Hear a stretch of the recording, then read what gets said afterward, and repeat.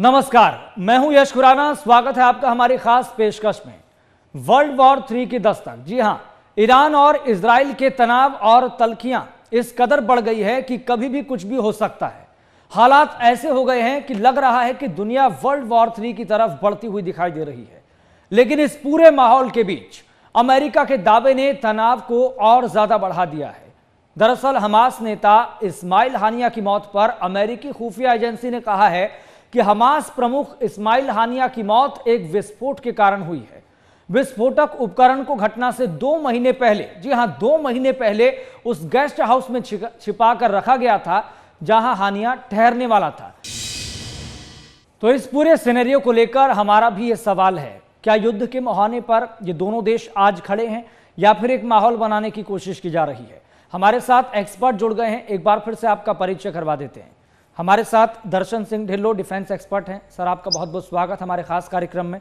हमारे साथ foreign expert Rakesh Kumar ji जुड़ गए हैं। सर, आपका भी बहुत बहुत स्वागत है हमारे खास कार्यक्रम में। Diplomatic expert doctor Shivesh Pratap ji भी हमारे खास कार्यक्रम में जुड़ गए हैं। सर, आपका भी बहुत बहुत स्वागत। चर्चा की शुरुआत दर्शन सिंह ढिल्लो जी मैं आपके साथ करना चाहूंगा।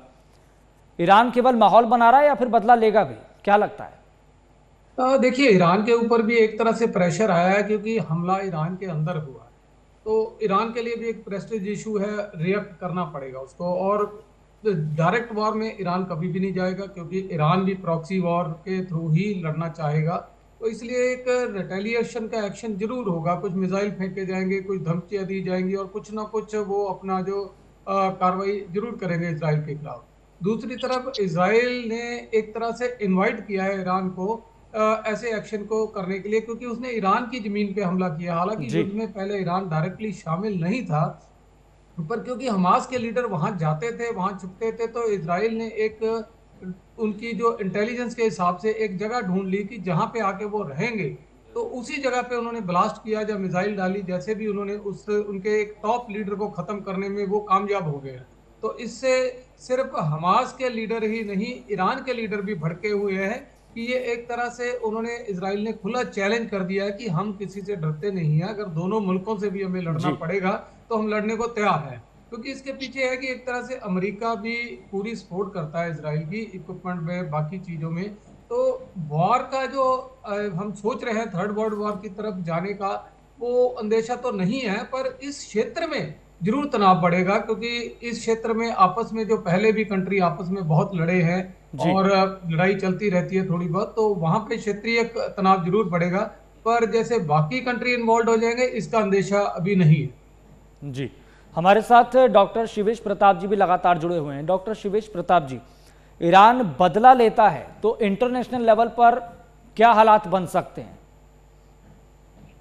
जी, देखिए, ईरान की जहां तक बात है, तो अगर पिछले कुछ समय का हालात हम देखें ईरान का, तो जैसे कि उनके राष्ट्रपति जी की हेलीकॉप्टर दुर्घटना में मौत हो गई, जी और उसके बाद आप घटनाक्रम देखिए कि हमास का लीडर जब मारा गया, तो उस समय वहां पर पूरी दुनिया के जिनको भी इनवाइट किया गया था, वो लोग वहां के नवनिर्वाचित राष्ट्रपति मसौद पेजेस्कियान के शपथ ग्रहण के लिए गए हुए थे, और भारत से भी नितिन गडकरी उस समय तेहरान में मौजूद थे। जी तो ऐसे में अगर देखा जाए तो कहीं ना कहीं ईरान के भीतर उसकी राजधानी में और हमास के लीडर को मार दिया जाता है। इस प्रकार से ईरान की संप्रभुता को चुनौती दिया इजराइल ने, यद्यपि इस हमले की जिम्मेदारी नहीं लिया है, क्योंकि किसी के हवाई क्षेत्र में घुसना, यह फिर अंतरराष्ट्रीय स्तर पर तमाम ऐसे अन्य कानून भी इजराइल के विरुद्ध हो जाते हैं। तो इसको बड़े डिप्लोमेटिक तरीके से उसने हैंडल किया।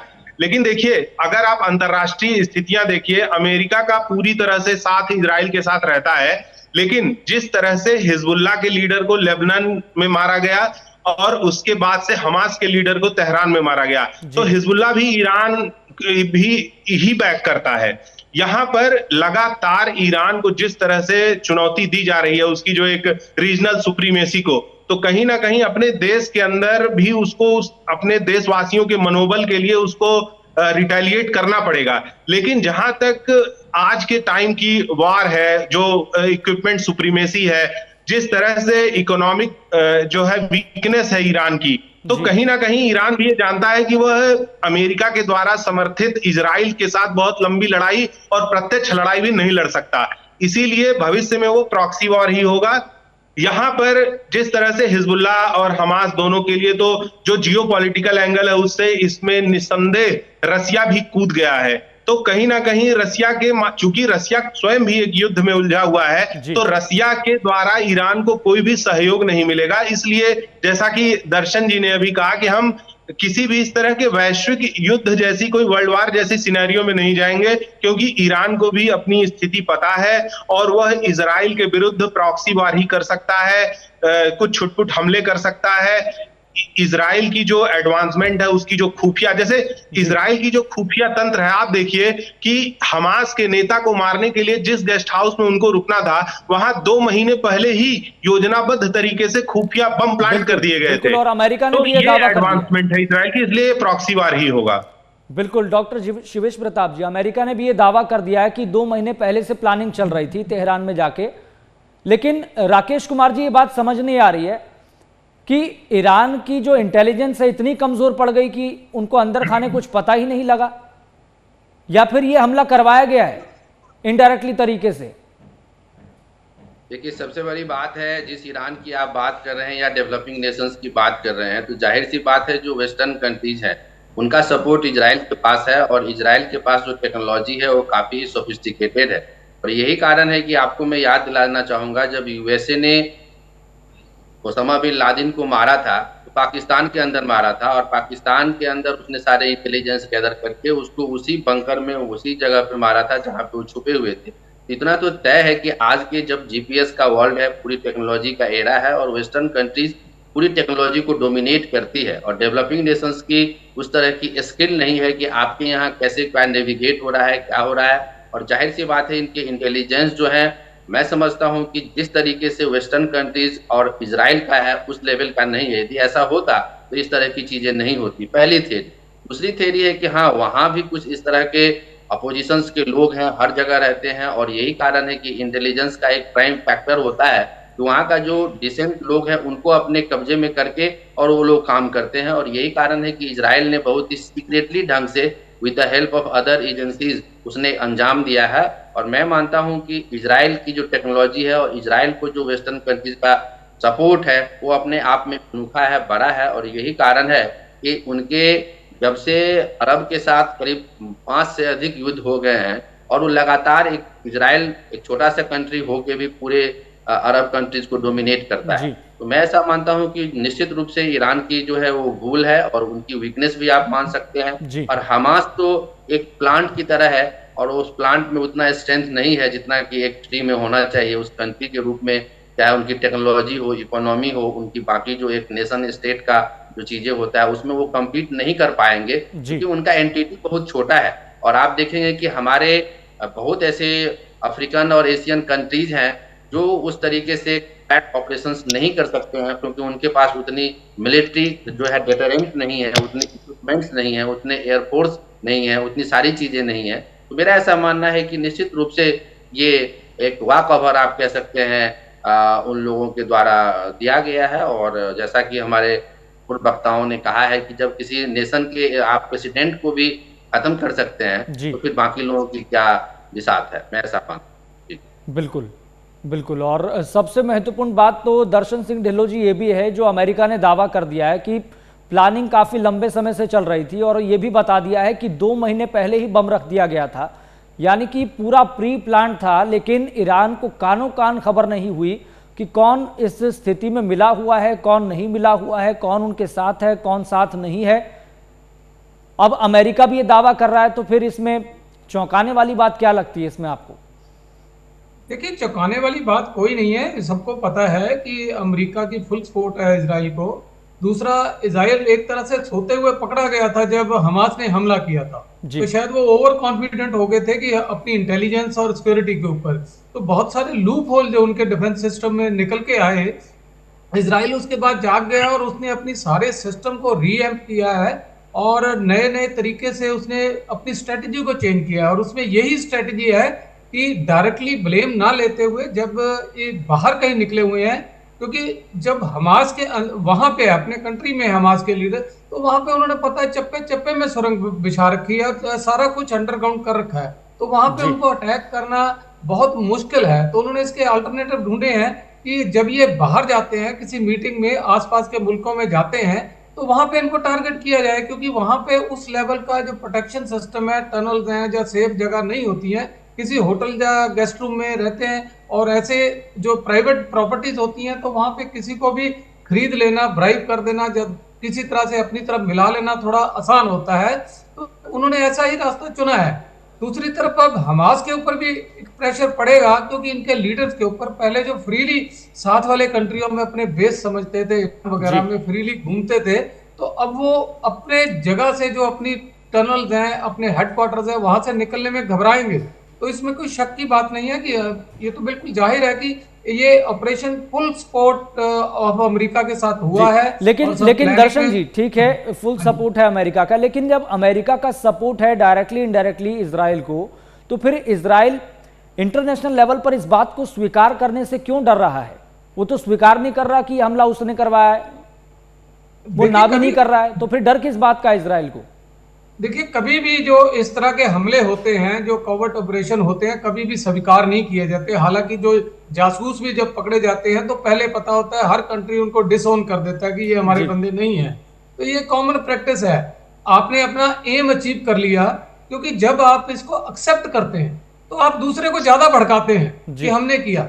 जब आप इससे पल्ला ही झाड़ लेते हैं और उनके पास कोई सबूत नहीं होता, तो आप एक तरह से इंटरनेशनल मीडिया में भी अपनी सफाई देते हैं कि हम इसके लिए जिम्मेदार नहीं है।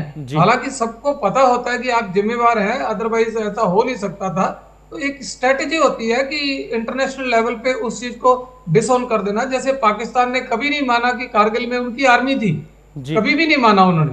हालांकि आर्मी की कैजुअलिटीज है, उनको अवार्ड मिले हैं, और अभी भी कभी भी नहीं उन्होंने माना कि हमारा कोई कश्मीर में हाथ है।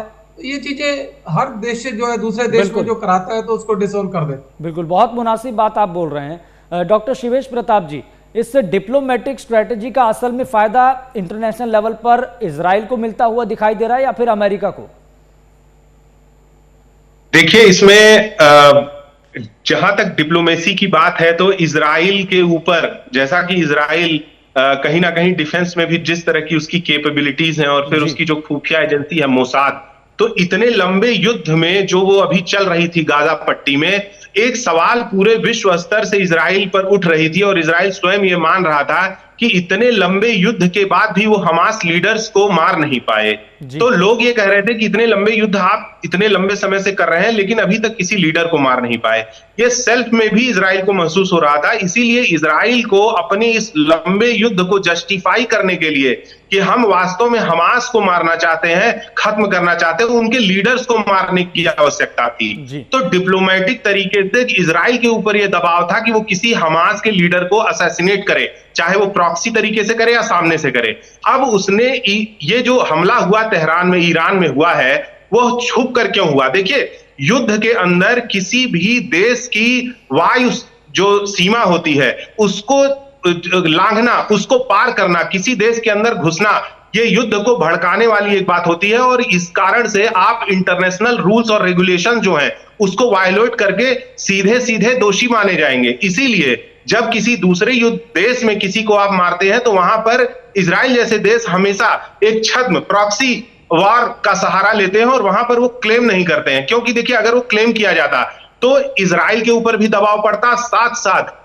अमेरिका के ऊपर भी ये दबाव पड़ता कि आप क्यों इतना पैसा, इतना समर्थन आप इजराइल को दे रहे हैं। क्योंकि आप देखिए तो ऑल आइज ऑन रफा जो कैंपेन चला था, उसका एक बहुत बड़ा प्रेशर अमेरिका के ऊपर आया था।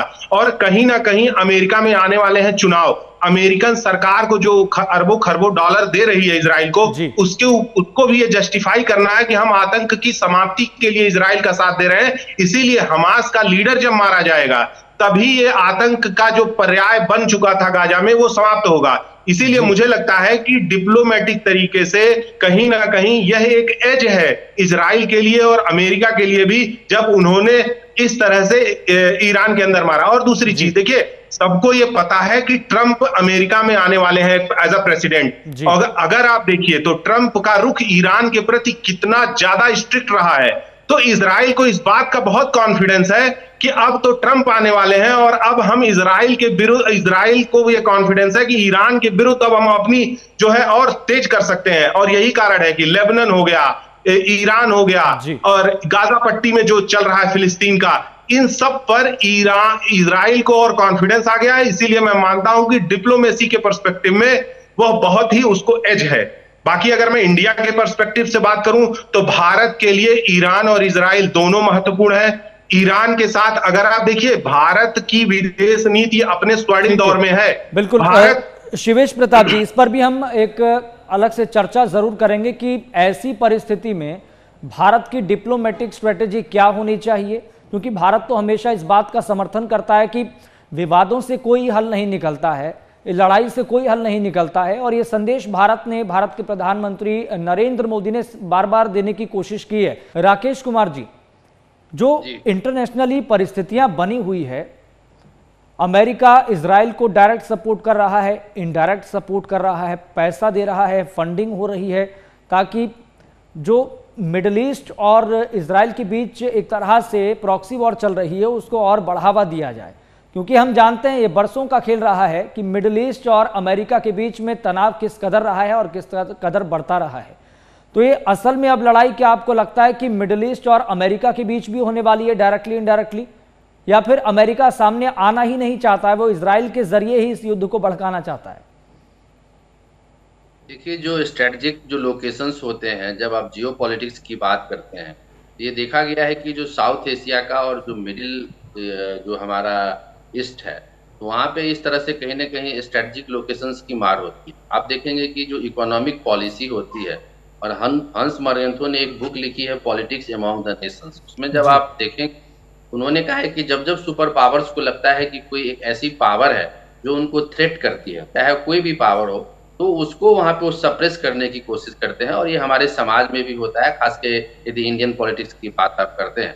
मेरा ऐसा मानना है कि अमेरिका को हमेशा आप देखेंगे कि वहां के जो कंट्रीज हैं, विशेष रूप से जो लेबनान और ईरान है, ये कभी भी इसकी बातों को सुनता नहीं रहा है। और जो बाकी जो अरब के देश हैं, उस प्रायद्वीप में छोटे छोटे कई सारे देश हैं, उनका एक ही इकोनॉमी है, वो पेट्रो डॉलर है।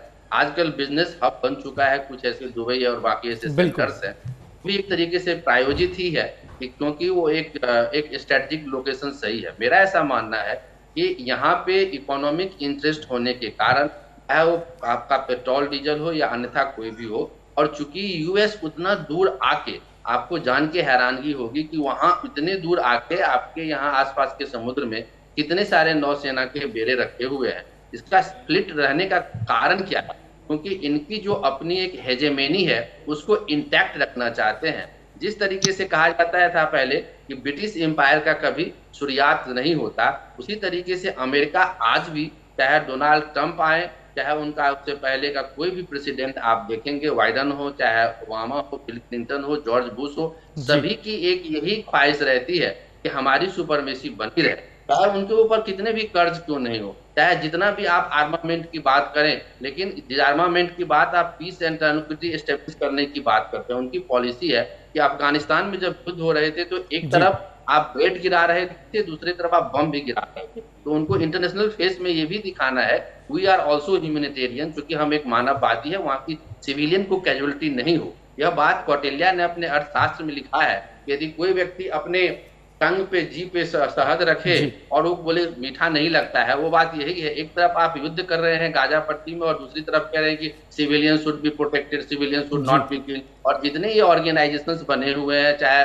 आपके जितने ह्यूमन राइट्स कमीशन हो, बाकी जितनी भी संस्थाएं हो, आपका यहाँ तक जो लंदन के अंदर में एमनेस्टी इंटरनेशनल है, इन सभी लोगों का एक सेट पैटर्न होता है, यूएनएचसीआर हो, यूएनओ का, कि सबका है कि हम मानवीय आधार पे इन सभी देशों में सहायता पहुंचाएंगे। लेकिन हाँ, जो हमारी इंटरेस्ट के अकॉर्डिंगली काम नहीं करेगा, चाहे वो हेड ऑफ द स्टेट्स हो, चाहे कोई भी हो, तो उसको हम असैसिनेट भी कर सकते हैं, डायरेक्ट और इनडायरेक्ट वे से। यही कारण है कि इराक के अंदर जब सद्दाम हुसैन की रेजिम हुआ करती थी, आप लोग देखे होंगे उस टाइम के जो तत्कालीन प्रेसिडेंट अमेरिका में थे, उन्होंने उनको किस तरीके से एक मरियल बना दिया। और एक हिंदू का हेडलाइन था, सद्दाम हुसैन बिकम हैगार्ड, वो मरियल बन गए। डिक्शनरी हम लोगों को देखना पड़ा कि हैगार्ड वर्ड का मीनिंग क्या होता है।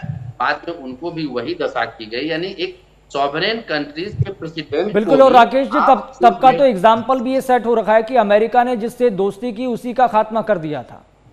एक फाइनल कमेंट में बताना चाहूंगा, तो इस तरीके से आप देख सकते हैं कि कोई बड़ा युद्ध या थर्ड वर्ल्ड नहीं होने वाला है, क्योंकि देखिए किसी के पास पैसा नहीं है कि वो लड़ने जा रहा है, और वो जमाना चला गया कि first world war, second world war हुआ। अब हर नेशन जो है इकोनॉमिक डिप्लोमेसी कर रहा है, हर कंट्रीज का आदमी शांति चाह रहा है, बॉर्डर डिस्प्यूट्स को भी साथ में रख रहा है। हम अपना जीवन में भी यदि गांव पड़ोस में जमीन का जो है छोड़ो रहने तो हम अपना काम करें। This is what the philosophy of modern diplomacy, and I don't think that there is going to be any third world war or something like that. It is only media created. ऐसा कुछ नहीं होने वाला है, ये बीच बीच में झड़प होती है। मतलब ये सब कुछ प्रॉक्सी वॉर तक ही सीमित हो जाएगा। लेकिन मैं आपसे ये समझना चाह रहा हूँ, क्योंकि दर्शन सिंह ढिल्लों जी, भाई हमारे समाज में तो ये कहा जाता है कि, या हमारे घर परिवारों में भी ये कहा जाता है, जो बड़ा भाई है वो कहीं ना कहीं अपने छोटे भाई को, बहन को युद्ध में झोंकने के लिए कभी प्रोत्साहित नहीं करता है। वो अपनी भूमिका निभाता है ताकि हल भी निकले, सॉल्यूशन भी निकले और एक पॉजिटिव मैसेज भी जाए। अगर पूरी दुनिया भर में वैश्विक स्तर पर ये संदेश बहुत लंबे समय पहले से है, कई दशकों से है, कि महाशक्ति के रूप में अमेरिका खुद को बताता है, विकसित देश है, तो अमेरिका इतना बड़ा देश होने के नाते ये भूमिका क्यों नहीं निभाता ताकि छोटे देशों तक भी ये मैसेज जाए कि भाई देखिए, बातचीत के जरिए ही समाधान निकल सकता है, युद्ध का कोई विकल्प नहीं होना चाहिए डेमोक्रेसी में।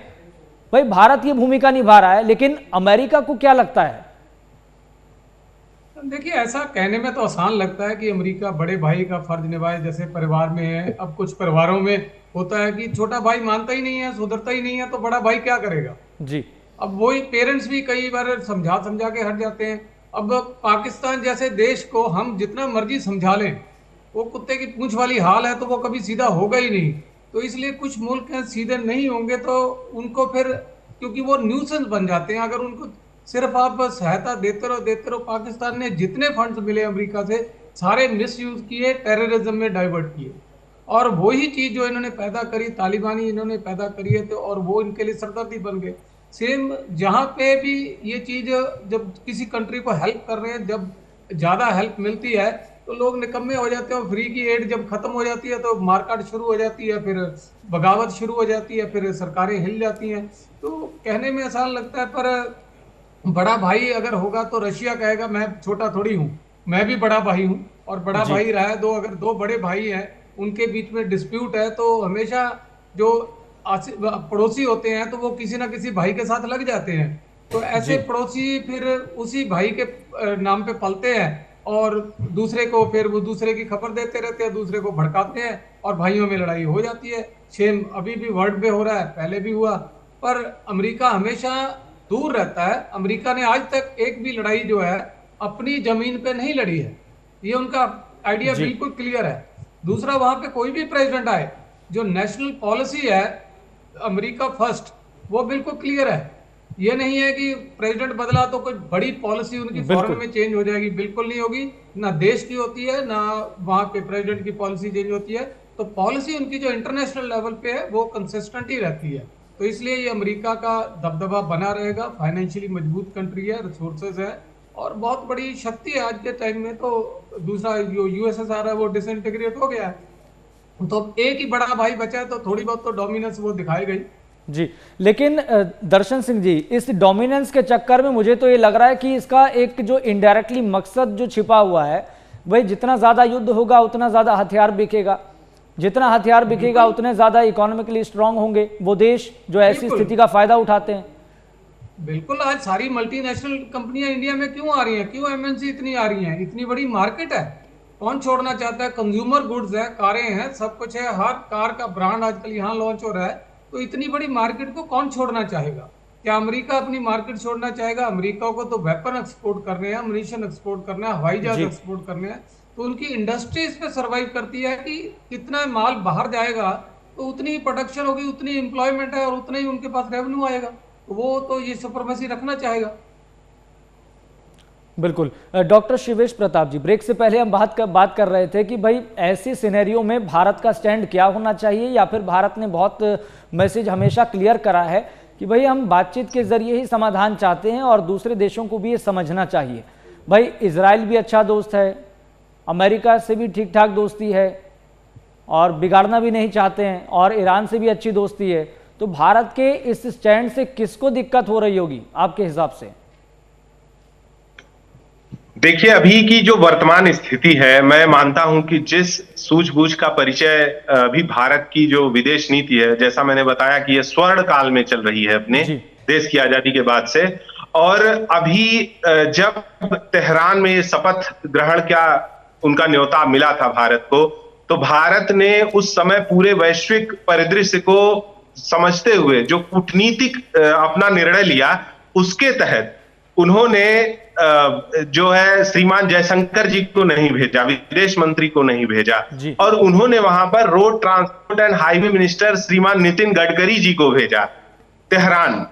और इसका कारण यह है कि भारत सभी अपने जो जियोपॉलिटिकल एंगल्स हैं वहां पर कहीं कोई रिस्क नहीं लेना चाहता। इब्राहिम रईसी के साथ जो अंतिम भारत का जो निर्णय रहा चाबहार पोर्ट पर, जो कि भारत के लिए बहुत बड़ा डिप्लोमेटिक विन कहा जाएगा, और सेंट्रल एशियन कंट्रीज के अंदर जो रीजनल पावर साथ साथ ट्रेड का जो पावर भारत को मिला है, ये बहुत बड़ी जीत है भारत की। और कहीं ना कहीं आज का जो पूरा ईरान इंडिया रिलेशनशिप है जो बहुत पुराना है, लेकिन आज के समय में वो चाबहार पोर्ट की इंपॉर्टेंस इतनी बढ़ चुकी है और भारत का जो जियोपॉलिटिकल पावर है उससे इनहैंस हुआ है, तो भारत को किसी न किसी रूप में उसको भी साधना है। और यही कारण है कि नितिन गडकरी जी वहां जाते हैं, न कि हमारे जो है मिनिस्टर ऑफ एक्सटर्नल अफेयर्स, जिससे कि अन्य देशों को भी इसकी इंटेंसिटी कम लगे। और साथ साथ वहां जाकर गडकरी जी ने जो ज्वाइंट स्टेटमेंट दिया, उसमें भी वहां पर एक ही बात की गई कि हम चाबहार पोर्ट के थ्रू जो है लैंड लॉक्ड जो है कंट्रीज को एक स्ट्रेंथ प्रोवाइड करेंगे, और कहीं ना कहीं वो विकास पर केंद्रित रहा। क्योंकि देखिए, जब चाबहार पोर्ट के 10 साल का जो पूरा अधिकार भारत के पास आया था, उस समय अमेरिका बहुत नाराज हुआ था और उसने ये बात कही थी कि हम जो है बिल्कुल माइन्यूटली ऑब्जर्व कर रहे हैं हर चीज को सेंट्रल एशियन कंट्रीज में, और हम ईरान के साथ कोई भी ऐसे जो है ट्रेड या कोई भी ऐसी पार्टनरशिप के विरुद्ध किसी पर भी सैंक्शन लगा सकते हैं। तो भारत उस समय एक बहुत बड़े दबाव में था, और उस पर फिर हमारे डिप्लोमेट्स ने अमेरिका से बात की, और उसके बाद अमेरिका का एक आया रिस्पांस की हमारा जो है एक जो है अच्छा पार्टनर है भारत, और इसलिए हम कुछ कुछ मुद्दों पर इस प्रकार से उनको जो है छूट दे सकते हैं। तो इस प्रकार की जो स्थितियां बनी, तो भारत सबको मैनेज करके चल रहा है, और इस कारण से ऐसी जो परिस्थितियां हैं उसमें हमने जियो पॉलिटिकल एंगल से सबको देखे। और एक चीज हमने अपनी बिल्कुल क्लियर रखी है, देखिए नरेंद्र मोदी जी ने पूरे विश्व के सामने जो है रूस के राष्ट्रपति के साथ बैठकर कहा कि this is not an era of war. ये एक बहुत बड़ा स्टेटमेंट है, और जिस व्यक्ति के बगल में आप खड़े होकर कर रहे हैं, तो भारत का एक बहुत ही स्पष्ट रास्ता है कि देखिए युद्ध से कोई भी समाधान नहीं निकलेगा। इसके अलावा भारत को अपने जो अपना लाभ है, राष्ट्रीय हित है, उसको देखते हुए अपनी जियो पॉलिटिक्स को टैक्टिकली वो हैंडल कर रहा है। इसीलिए मुझे लगता है कि बहुत अच्छा निर्णय है कि इन्होंने अपने चाबहार पोर्ट के फोकस किया, नितिन गडकरी जी को भेजा, क्योंकि अगर जयशंकर जी जाते तो उससे इंटेंसिटी और बढ़ती। कहीं ना कहीं जो एक बैलेंस है ईरान सेंट्रिक सपोर्टिव कंट्रीज और फिलिस्तीन की और जो इजराइल सेंट्रिक जो कंट्रीज हैं उनके बीच में, तो मुझे लगता है बहुत ही ब्यूटीफुली मैनेज हुआ है ये। और देखिए उसी दिन जब गडकरी वहां पर थे, उसी समय जो है हमास के लीडर की हत्या हो जाती है, तो मैटर और खराब हो सकता था। तो बहुत अच्छे तरीके से, बहुत ही सेंसिटिवली, माइन्यूटली ऑब्जर्व करके हमारी विदेश नीतियां बहुत अच्छे से मैनेज कर रही हैं सारे इक्वेशंस को, और मुझे लगता है कि ये बहुत ही प्रशंसनीय है। हम निश्चिंत हो सकते हैं अपनी विदेश नीति जो वर्तमान में चल रही है उससे। ठीक है, ठीक है। राकेश कुमार जी, मिडिल ईस्ट में क्या एकजुटता दिखाई दे रही है सिनेरियो के बीच?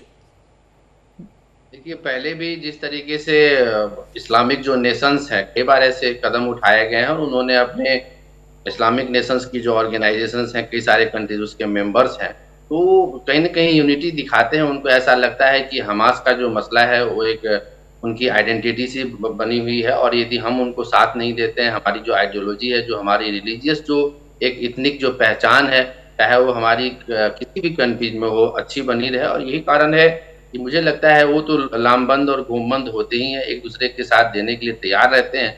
लेकिन यहाँ भी एक ही उनका जो होता है ना, डिवाइड एंड रूल की पॉलिसी होती है। एक तरफ जो उनके जो ग्रुप्स हैं, उनकी जो कंट्रीज हैं, उनका जो नेशनल आइडियोलॉजी रिलीजियस बेस्ड ही होता है, फिर भी वो लोग एक तरीके से एकजुट एक पॉलिटिकल डायस पे आ जाते हैं, फिर भी वो उसको एग्जीक्यूट नहीं करते हैं, क्योंकि उनके जो लीडर्स हैं, उनकी जो कहीं ना कहीं एक जो चीजें होती हैं वो उस तरीके से कन्विंसिंग नहीं होती है, और वहां पे अमेरिका जैसे देश उनको इंटरवीन करते हैं, उनको अलग अलग सेक्टर्स में बांट देते हैं, अलग अलग कैटेगराइज करते हैं, उनकी जो आइडियोलॉजी है उसको चेंज करने का परसेप्शन देते हैं। जी। तो मुझे ऐसा लगता है कि वो चाह के भी उनकी कंपल्सन, चाहे इकोनॉमिक कंपल्सन हो, मिलिट्री कंपल्सन हो या कोई और कंपल्सन हो, चाह के भी वो इस तरीके से उनकी एक एकजुटता होनी चाहिए, वो चीजें नहीं हो पाती है।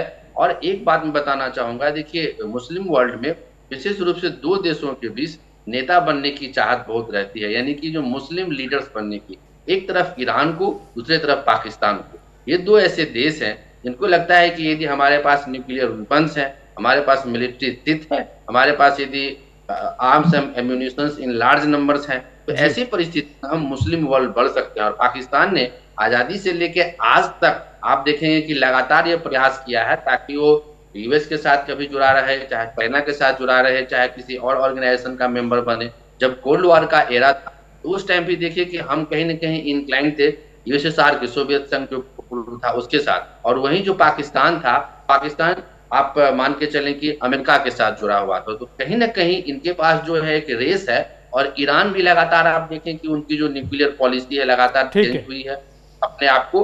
तो मैं मानता हूं कि उनकी जो यूनिटी है उस तरीके से उसको डेटरेंट नहीं कर पाएगी जिस तरीके से अमेरिकन जो मिलिट्री है, जिस तरीके से इजराइल को समर्थन वो लोग दे रहे हैं। ऐसी परिस्थिति की जो रणनीति, स्ट्रेटेजिक रणनीति है, वो बहुत ज्यादा उपयोगी या प्रासंगिक नहीं माना जा सकता। जी, जिसकी दुनिया भर में लगातार चर्चा चल रही है, छोटे देशों के भीतर कहीं ना कहीं इस बात का डर है, क्योंकि पहले रूस और यूक्रेन के बीच युद्ध लगातार चल रहा है, फिर इजराइल, हमास, फिलिस्तीन, और ऊपर से अमेरिका का डायरेक्टली इनडायरेक्टली सपोर्ट, और फिर अब तो मिडिल ईस्ट वर्सेस अमेरिका भी दिखाई देने लगा है। और सवाल ऐसे में सबसे बड़ा ये, क्या ये दुनिया वर्ल्ड वॉर 3 की तरफ बढ़ रही है क्या? ये बड़ा सवाल जानने समझने की कोशिश करते हैं। हमारे साथ दर्शन सिंह ढिल्लो भी लगातार जुड़े हुए हैं, डिफेंस एक्सपर्ट हैं। दर्शन सिंह ढिल्लो जी, अब इस पूरे ओवरऑल सिनेरियो का एक सबसे महत्वपूर्ण एस्पेक्ट, मुझे लगता है कि जब जब इस तरह की चर्चा होती है तो इस एस्पेक्ट का जिक्र अपने आप हो ही जाता है या फिर मजबूर करता है इसको चर्चा करने को। एस्पेक्ट मैंने जिक्र किया कि भाई पहले रूस और यूक्रेन युद्ध चल रहा है, फिर इजराइल, हमास, फिलिस्तीन, ऊपर से अमेरिका डायरेक्टली इनडायरेक्टली सपोर्ट करता है। अमेरिका की भूमिका क्या होती है इस प्रॉक्सी वॉर में या फिर सीधे अटैक में, ये पूरी दुनिया भर के देश जानते हैं, छोटे से लेकर बड़ा देश भी जानता है। अब ऊपर से ऐसा सिनेरियो बन गया है कि मिडिल ईस्ट वर्सेस अमेरिका भी डायरेक्टली इनडायरेक्टली दिखाई देने लगा है। तो क्या है, हम ये कह सकते हैं कि दुनिया वर्ल्ड वॉर 3 की तरफ जा रही है, या फिर अभी कहना बहुत जल्दबाजी होगी? हाँ, बिल्कुल कहना जल्दबाजी होगी, क्योंकि वर्ल्ड वॉर कोई छोटी मोटी चीज नहीं है कि ये स्टार्ट हो जाएगी। उसके लिए पहले तो सालों की प्रेपरेशन लगती है और स्ट्रेटेजी बनती है, कुछ ग्रुप हैं कंट्रीज के बनेंगे। अभी हम उस तरफ नहीं बढ़ रहे हैं। और दूसरी जो सबसे इम्पोर्टेंट बात है कि क्यों नहीं बढ़ रहे हैं, आजकल की जो वॉर है बहुत कॉस्टली हो गई है। ये सिर्फ मैन पावर ओरिएंटेड वॉर नहीं है कि आदमी गए और वॉर हो गई है। आजकल टेक्नोलॉजी की वॉर है। एक इतना बड़ा कंट्री रशिया एक यूक्रेन को नहीं हरा सका, क्योंकि यूक्रेन को अमेरिका ने जो टेक्नोलॉजी दे रही है, एक एक ड्रोन बैठ के बंदा, एक एक बंदा ड्रोन से उनके बंकरों तक के अंदर में ड्रोन घुस रहे हैं, टैंकों को टारगेट कर रहे हैं, एपीसी को टारगेट कर रहे हैं। तो इतना आसान नहीं है दूसरे मुल्क में जाके कब्जा करके बैठ जाना। तो ये बहुत कॉस्टली है। अमेरिका की भी अगर हम हालत देखें, अगर इस तरह के वर्ल्ड वॉर होती है तो उनके पास भी उतने रिसोर्सेज नहीं है, ना ही उनकी जनता प्रिपेयर्ड है। बेरोजगारी वहां पे भी है, रिसेशन है। तो इतना पैसा कहां से आएगा जिसके कारण वो वर्ल्ड वॉर लड़ेंगे, जिसके ऊपर में बाकी कंट्रियों का भी ऐसे हालत है। ठीक है, एक साइड अमेरिका है और उसके अलाइज हैं, तो दूसरी साइड कौन है? क्या रशिया सपोर्ट करेगा सारे ग्रुप को कि पूरा वर्ल्ड वॉर में हम चले जाए? रशिया से एक छोटा सा कंट्री जो उसके बगल में है, उसका सिरदर्द बना हुआ है, तो वो कभी भी नहीं चाहेगा कि ये वॉर एस्केलेट हो जाए और मुझे 10 कंट्रीज में और घुसना पड़े और मेरे सोर्स से डाइवर्ट हो जाए। तो ऐसा नहीं है। अब वॉर टेक्नोलॉजी का है, एक दूसरे का बॉर्डर क्रॉस करके कब्जा करने के जमाने गए। अब टेक्नोलॉजी से आप कितना उसको डिस्ट्रॉय कर सकते हैं, कितना डैमेज बचा सकते हैं और कितना उसको घुटनों पे ला सकते हैं, तो यही अब वॉर है। और इसमें इतने ज्यादा कंट्रीज इन्वॉल्व हो जाएंगे कि थर्ड वॉर शुरू हो जाएगी, ऐसा बिल्कुल चांसेस नहीं है। ये सिर्फ एक मुद्दा बन जाता है, मीडिया में हवा हो जाती है कि नहीं शायद। अभी जब पहले यूक्रेन और रशिया हुआ तो तकरीबन 1.5-2 साल पहले तो ये शुरू हुआ कि नहीं थर्ड वॉर की हो जाएगी। फिर उसके बाद फिलिस्तीन के साथ इजराइल हुआ कि थर्ड वॉर हो जाएगी। अभी ईरान के साथ इन्वॉल्व हो गया। ऐसा कुछ नहीं है, लोकल लेवल पे एक्शन होते रहेंगे। और ये शक्तियां जो अमेरिका है, बाकी मुल्क है, वो इनडायरेक्टली सपोर्ट जरूर करेंगे अपने अपने अलाइज की, पर खुद युद्ध में कूद पड़ेंगे इसकी गुंजाइश बिल्कुल नहीं है। और ये वजह अभी बेबुनियाद है, ऐसा कुछ नहीं होने वाला। ठीक है, ठीक है। डॉक्टर शिवेश प्रताप जी, इसी विषय पर आपका क्या कमेंट है? देखिए, यूएस की जो ताकत है, और जैसे आपने कहा कि विश्व युद्ध की बात, ईरान आर्थिक रूप से बहुत कमजोर है। रसिया एक तरफ अपना युद्ध खुद संभाल रहा है यूक्रेन के साथ, और उसकी कोई अभी परिणति नहीं दिख रही है आपके सामने। तो कहीं ना कहीं ये जो कई मोर्चों पर छिड़े हुए युद्ध हैं, और उसको बहुत ही अमेरिकन कूटनीति बहुत ही बुद्धिमानी से मैनेज कर रही है। तो ऐसे में ईरान को समर्थन करने के लिए रसिया नहीं आने वाला है। और दूसरी बात यह है कि अगर आप मिडिल ईस्ट की सिचुएशन देखिए अभी क्या है। मिडिल ईस्ट में अमेरिका को आप कमजोर मत समझिए, और ना ही उसको इजराइल ही एकमात्र उसका साथी है ऐसा मानिए जी। 1996 में अगर मैं बात करूं मिडिल ईस्ट की, तो मिडिल ईस्ट में अमेरिका का जो सबसे बड़ा बेस है वो कतार में है। अल उदैद एयर बेस उन्होंने बनाया था 1996 में। बहुत ही बड़ा एयरबेस है यूएस में, यूएस का जो है कतर में। इसके अलावा अगर मैं बात करूं बहरीन के बाद जो है कुवैत की बात करता हूं, और सऊदी अरेबिया की बात करता हूं, यूनाइटेड अरब अमीरात की बात करता हूं। तो ये जो 5 देश हैं मिडिल ईस्ट में, इन 5 में यूएस का डायरेक्ट इन्फ्लुएंस है, और उनके बहुत ही क्लोज रिलेशंस है, फाइनेंशियल, डिफेंस रिलेशंस, और साथ साथ स्ट्रेटेजिक रिलेशंस भी हैं। तो मैं ये मानता हूं कि जिस तरह से आपने बताया कि मिडिल ईस्ट कंट्रीज और एक इस्लामिक सेंटीमेंट लेकर वो एक साथ आएंगे और कुछ वर्ल्ड वॉर जैसी सिचुएशन बनेगी, तो ऐसा बिल्कुल भी नहीं है। यानी कि आप कह रहे हैं कि ऐसा कुछ भी नहीं होने वाला है, कुछ भी नहीं होने वाला है। राकेश कुमार जी 10 सेकंड, आपका क्या कमेंट है? सऊदी अरेबिया और यूएई ये सब अमेरिका के साथी हैं इजराइल के साथ। ठीक है, राकेश कुमार जी 10 सेकंड, आपका क्या कमेंट है जल्दी से? जाहिर सी बात है कि यह जो युद्ध है एक तरीके से इजराइल ने जो अपनी उनकी रणनीति है उसी स्ट्रेटजी का एक ही पार्ट है, और लगातार चाहते हैं कि हमास जो है किसी भी रूप में ऊपर नहीं उभरे। और पूरे विश्व का देखिए मैकेनिक्स जो है आतंकवाद को लेके है, और यही कारण है कि अमेरिका इसी आतंकवाद के झुंझुने को लेके पूरी दुनिया को एकत्रित करता है, और मानव जाति किसी भी रूप में कहीं भी आतंकवाद को सपोर्ट नहीं करती है। और यही कारण है कि इसमें अमेरिका का प्रत्यक्ष और अप्रत्यक्ष हाथ है, और बाकी भी देश उसको आगे बढ़ाना चाहते हैं। ठीक है, ठीक है। आप तीनों का बहुत बहुत शुक्रिया इस खास कार्यक्रम में जुड़ने के लिए, अपना कीमती समय देने के लिए बहुत बहुत शुक्रिया।